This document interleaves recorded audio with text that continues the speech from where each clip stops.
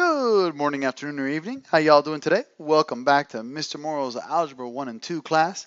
Today we're going to be talking about fractions, decimals, and percents, part 1. There's a lot of stuff involved with fractions, decimals, and percents, so I want to break this up into two different parts. But in order to truly understand how to work with fractions, you have to realize that fractions, decimals, and percents are all different ways of writing the same value or the same exact number or fraction. Fractions, decimals, and percent values are all parts of a whole. Okay? Fraction, decimal, and percent values are all parts of one whole. So for example, the fraction 3/4 can be converted into 0.75, the decimal value. It can also be converted to 75%. So 3/4, 0.75 or 75 hundredths, and 75% are all the same exact value. They just have a different appearance. One is in fraction form, one is in decimal form, and one is in percent form. But other than that, they're exactly the same.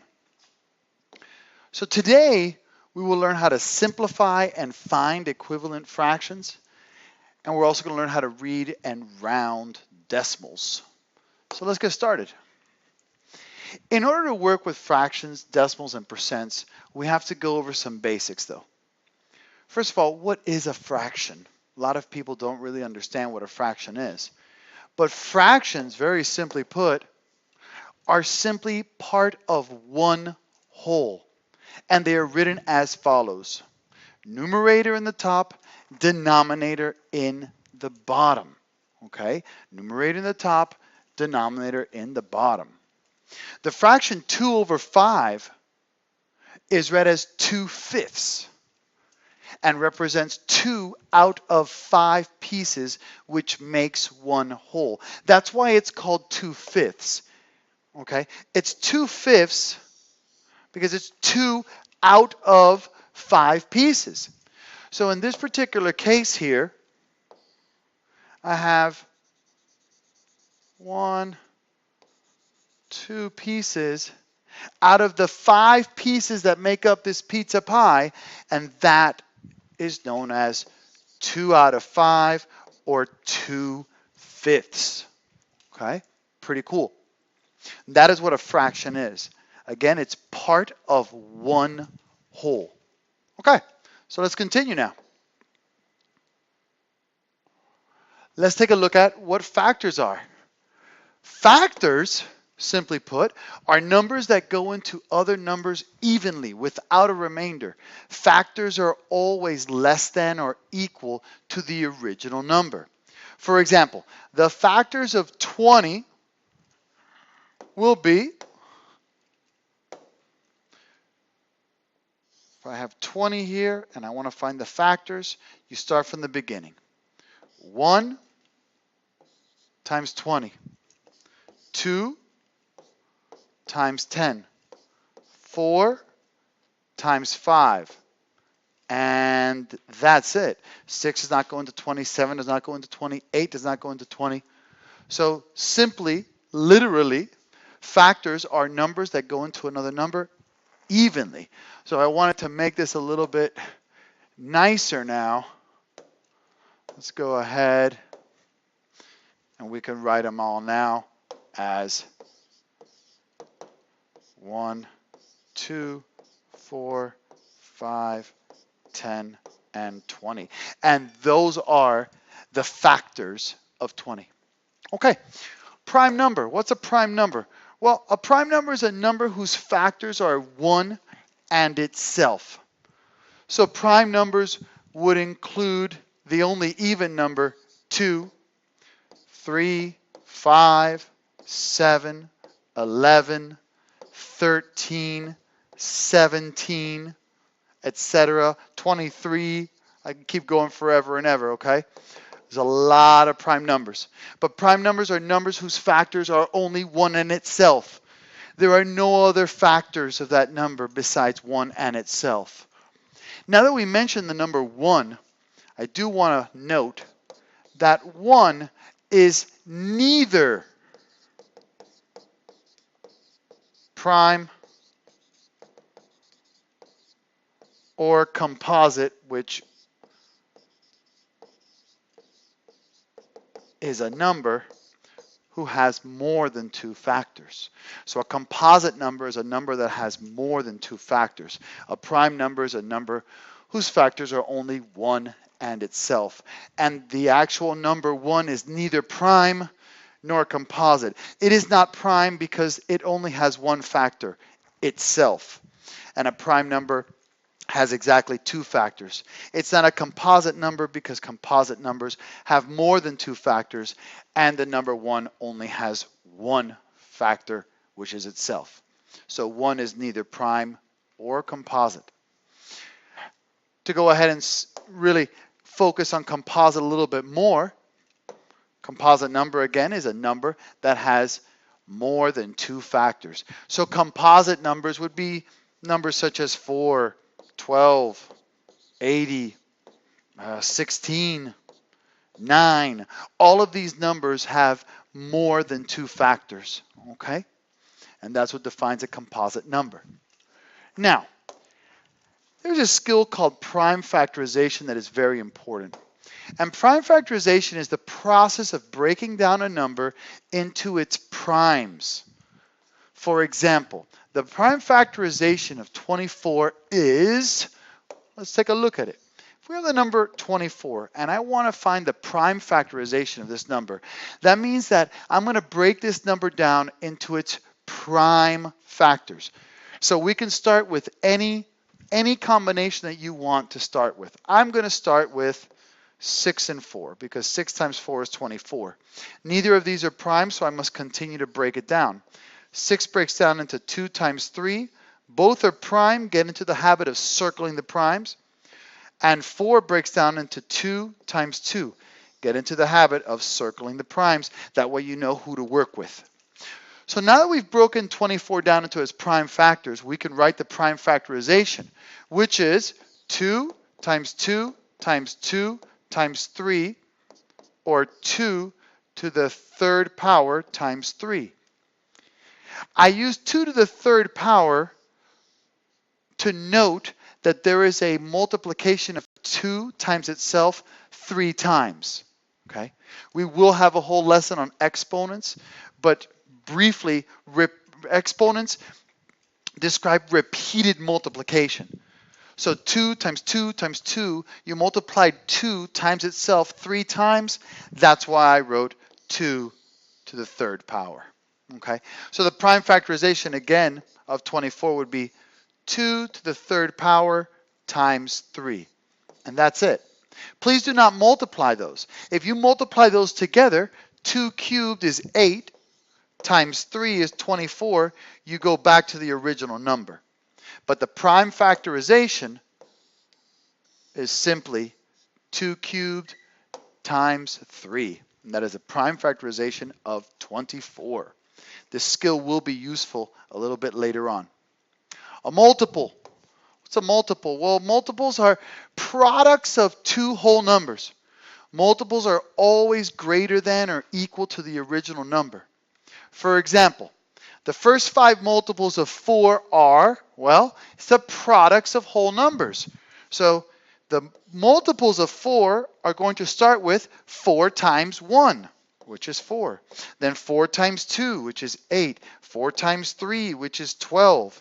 4 times 4, which is 16, etc., etc., etc. Actually, I said 5, so 4 times 5 is 20. Let's do another one. 4 times 6 is 24. ...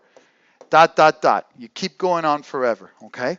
So if you want to find the multiples of any particular number, take that number and multiply with all of the natural numbers, starting with 1, okay? That's what a multiple is. Multiples are pretty useful, pretty powerful. So please make sure you understand that. Number 6. a greatest common factor. We already talked about factors, but now we're going to talk about greatest common factors. And a greatest common factor is the largest common factor between two or more numbers. If you know your multiplication tables and divisibility tests for numbers, it is very easy to find the GCF of two or more numbers. Now I'm going to help you out here, okay? I want you to be able to recognize factors quickly. And in order to do that, it's important to know the divisibility test, as shown below. So the divisibility test is just a nice, easy way to recognize what numbers go into what other numbers. It makes your life a lot easier when you're simplifying fractions, finding equivalent fractions, a whole host of uses for this. So a number is divisible by, that's this column down here, okay guys? So a number is divisible by one of these numbers if, and then we're going to fill in the blanks as to the restrictions to how it is that one number is divisible by another. So a number is divisible by 2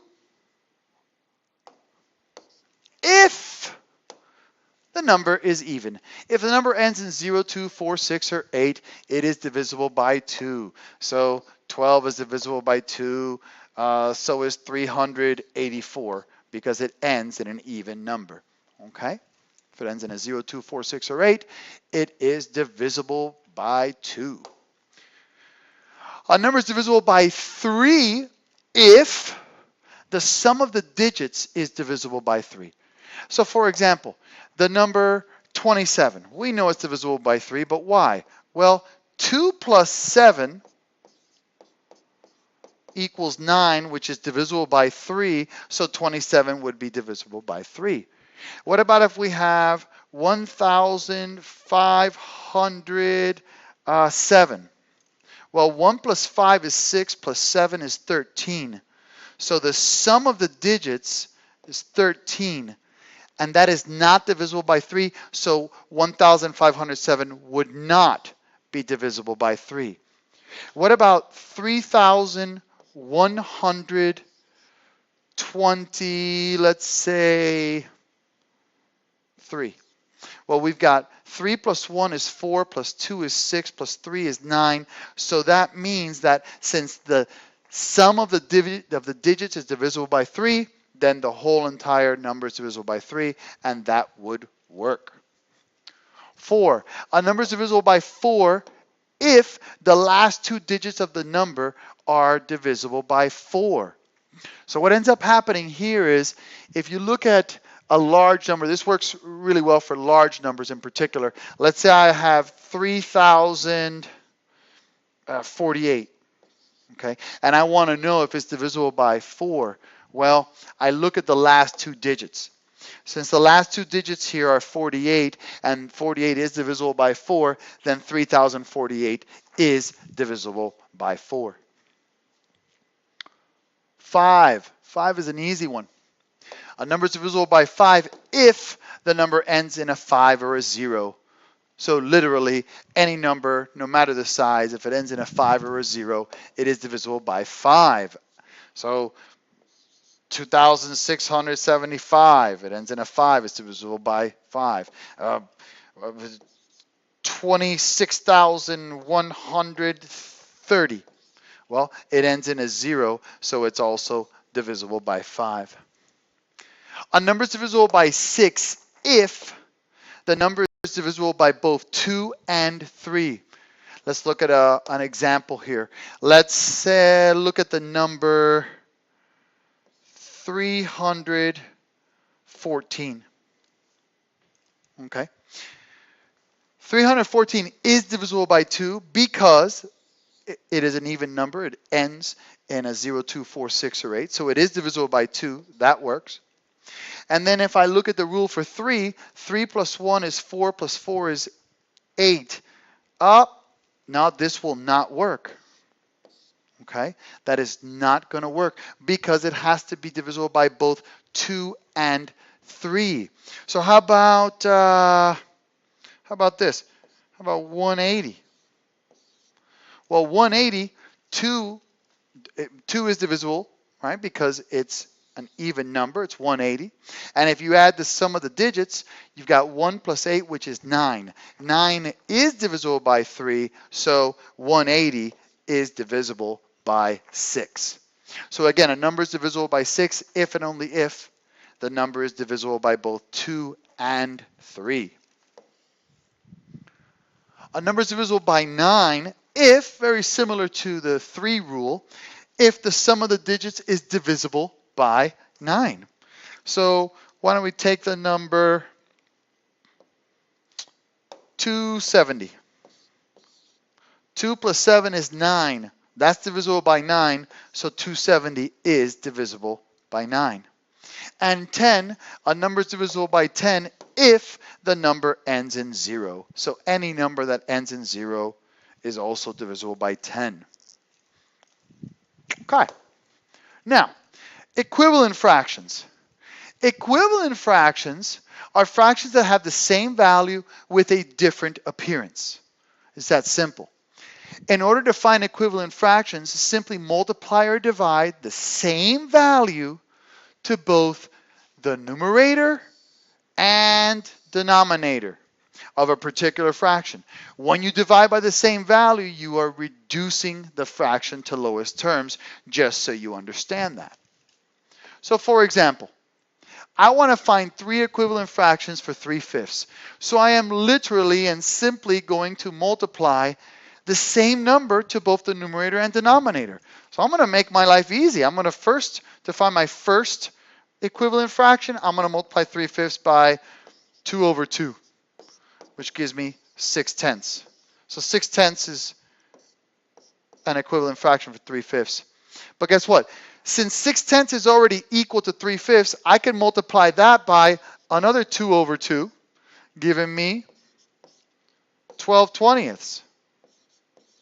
Okay? And I could keep going like that forever. Or I could start with my original 3/5, and this time, let's say I want to multiply by 12 over 12. Well, this will give me 36/60, which again is my third equivalent fraction to 3/5. Because you simply have to multiply or divide the same number to both the numerator and the denominator. Okay? I could not divide anything from 3/5 in this case, of course, because they're both prime numbers and I can't divide anything out except for 1. Now, when we're reducing a fraction, for example, I ask you here to reduce 24/40 to lowest terms. In this case, I have to divide. I have no other choice because I want to reduce it to lowest terms. So it's very simple. I go ahead and take my 24/40 and using divisibility tests and just multiplication facts and knowledge, I ask myself, okay, what number goes into 24 and 40? Well, I know that the largest number is going to be 4. Very simple one. But let's just say you didn't. You do know that 24 is even, right? And you do know that 40 is also even. They both end in a 0, 2, 4, 6, or 8. So you could start by dividing by 2 over 2 to both top and bottom, giving you 12/20, which are both still even. So I could still take out another 2, giving me 6/10, which again I could divide another 2, which gives me 3/5. Okay? 3/5. So actually, the best and easiest way to do this is to recognize that 24/40, you can divide 8 to both top and bottom. You can divide 8 to both top and bottom because 8 is the greatest common factor of both 24 and 40, and that gives me 3/5. If you could recognize the GCF right from the bat, or from the get-go, it's a lot easier because all you have to do is just divide the numerator and denominator by that GCF and you're done. If not, go the long way. I promise you, with enough practice, you will get very good at this and very quick. Okay. Least common multiple. Well, the least common multiple is the smallest common multiple between 2 or more numbers. If you know your multiplication tables, it's easier to find the LCM. Okay? For example, I want to find here both the GCF and the LCM of 18/30ths. Now, in this particular case, it's not so easy to find the LCM. Okay? The GCF, it's pretty easy. The GCF here is going to be 6, but that's not really going to help me for my multiples. So when you don't know the common multiple, the LCM, right off the bat, I'm going to show you a little trick. Go ahead and break down each of the given numbers using your prime factorization. So 18 breaks up into 2 times 9, circle your prime, and then 3 times 3, circle your primes. 30 breaks down into 3 times 10, circle your primes, 2 times 5, circle your primes. Okay, so now you have the prime factorization for both 18 and 30. Now I want to find my GCF. All right, this is very simple. In order to find my GCF, look at both prime factorizations. When you find a pair of numbers, okay, one being on one side and one on the other, a pair, you pull that pair out as one of that value. So for example, on my left side here with the 18, I have a 2. But on the right side where the 30 prime factorization is, I have another 2. So a 2 and a 2 comes out as 1, 2. Next, I have a 3 on the 18 side and a 3 on the 30 side. So a 3 and a 3 comes out as a 3. Do I have another 3 on both sides? No. Do I have a 5 on both sides? No. So my GCF is simply 6. Every pair of matching numbers comes out as one of that value. Now, to find my LCM, I'm literally going to take my GCF times all the left over prime numbers. It's that simple.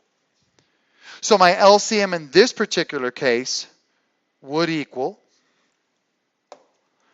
my GCF of 6 times my leftover prime of 3 times my leftover prime of 5, which would equal 6 times 5 is 30 times 3 is 90.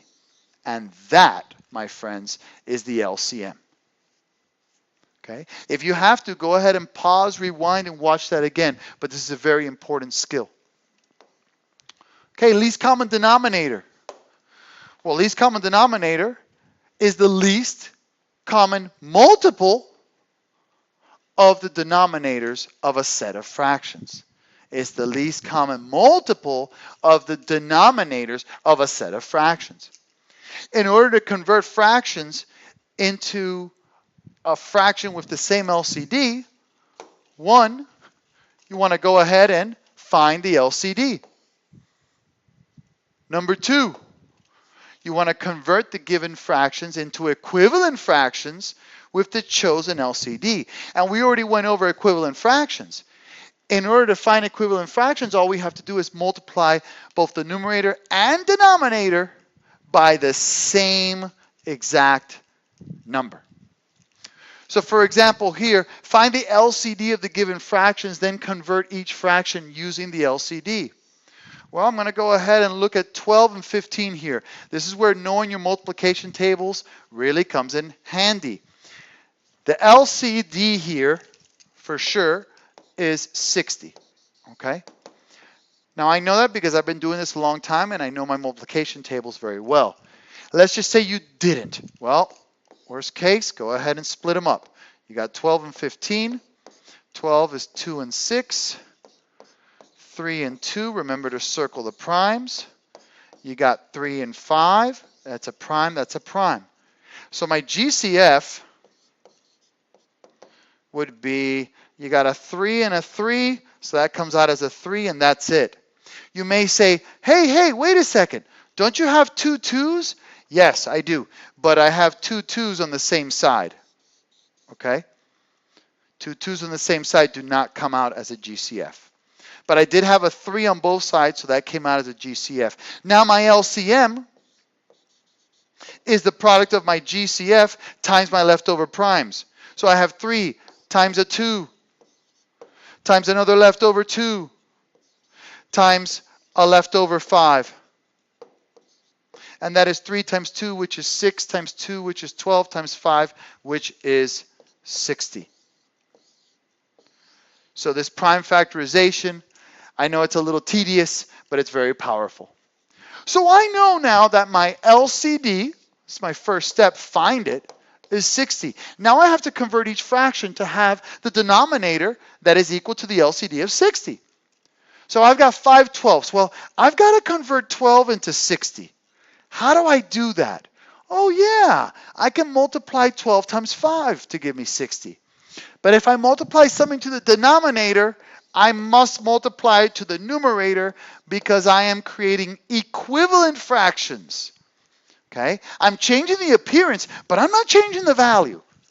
So when I multiply 5 12ths by 5 over 5, I get 25 60ths. And 4 15ths, well, what do I do to 15 to get to 60? Well, I multiply by 4.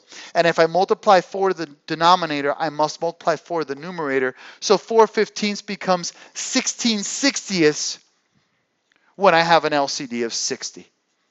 So 5 12ths becomes 25 60ths, and 4 15ths becomes 16 60ths. And just so you know, this is coming in a little bit, but now you would be able to add or subtract these fractions because they have the same common denominator. But we'll talk about that in a little bit. Okay, now let's move on to decimals. Let's talk about rounding decimals, okay? In rounding decimals, I'm also going to teach you how to write decimals, so we'll have a little simultaneous lecture here. I have this number, 9,605,872 and 145,673 millionths. So check that out. I had 9,605,872. Okay, got to follow the place value. Okay, place value not only works for whole numbers, but it also works for decimals. So the 9 is in the 1 millions spot, so that's why it's 9 million. 6 is in the hundred thousands. Okay, notice that it's thousands with an S at the end. So that's 9,605,000. 6 is in the hundred thousands, 0 is in the 10,000s, 5 is in the 1,000s. 9,605,000. 8 is in the hundreds, 7 in the tens, and 2 in the ones. 9,605,872. Decimal reads as and. Okay, so that's why I said 9,605,872. And now, when you're reading decimals, you read the number by itself according to its value, and you end with the place value. So forget about this decimal for a second. This number by itself is 145,673. But where does it end? It ends in the millionths. Notice that to the right of the decimal, to the right of and, you have the endings in THS, THS, THS. You have the tenths where the 1 is. You have the hundredths, THS, where the 4 is. You have the thousandths, where the 5 is. You have the 10,000ths, where the 6 is. You have the 100,000ths, where the 7 is. And you have the millionths, where the 3 is. So again, you read that decimal normally. Okay, you just read it as if there was no decimal at all. And you end with the last place value of that number. So this is 145,673. millionths. Why? Because the 3 is ending in the millionth spot. So one more time, this whole number would be read as 9,605,872 and 145,673 millionths. Rounding decimals, okay? I'm going pretty fast because I know that you guys have learned this before, all of you ladies and gentlemen out there in the internet world. I know you've learned this before, but I just wanted to give you just a little refresher. In order to round decimals, follow the same procedure as rounding whole numbers. Well, you may say, I kind of forgot how to round whole numbers. Well, no worries. You round whole numbers and decimals the same exact way using the same procedure, okay? And that procedure is as follows. Number 1, find the place value you're rounding to. Pretty simple. They're going to tell you round to the nearest tens, or round to the nearest hundredths, or round to the nearest 100,000s, or round to the nearest 10 millionths. So find the place value you're rounding to. And then number 2, you're going to go ahead and look at the number to the right of the number being rounded. If that number is less than 5, then the number being rounded stays the same and every number to the right of it drops.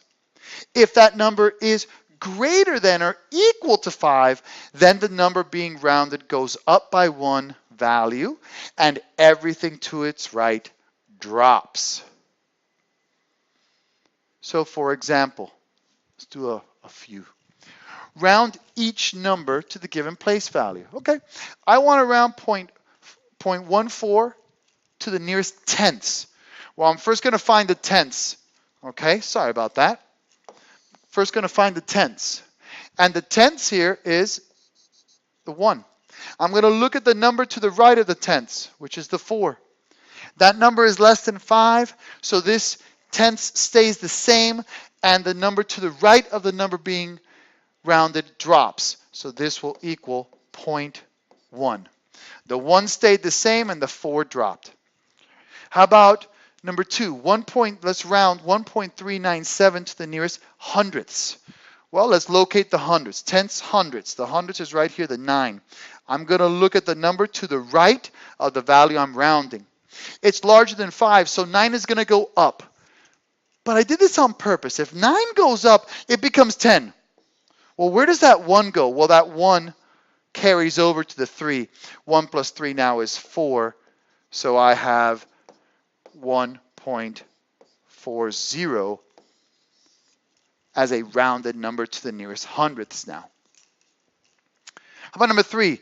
Round 690 and 3 thousandths to the nearest hundredths.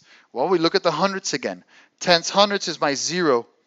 I look to the right of the number being rounded to see if it's greater than or equal to 5 or less than 5. In this case, it's less than 5, so that number drops, the 0 stays the same, and my answer will simply be 690 in this particular case. How about 14 and 3,983 10,000ths? I want to round this to the nearest thousandths. Well, I first find the thousands, tens, hundreds, thousandths. It's my 8. I look to the right of that number. If it's 5 or greater, it goes up and everything to the right of it drops. If it's less than 5, it stays the same and everything to the right of it drops. In this case, 3 is less than 5, so that drops and the number stays the same. And that's it. You have it in a nutshell. Thank you very much. I hope you learned a lot and have a great day. Bye-bye.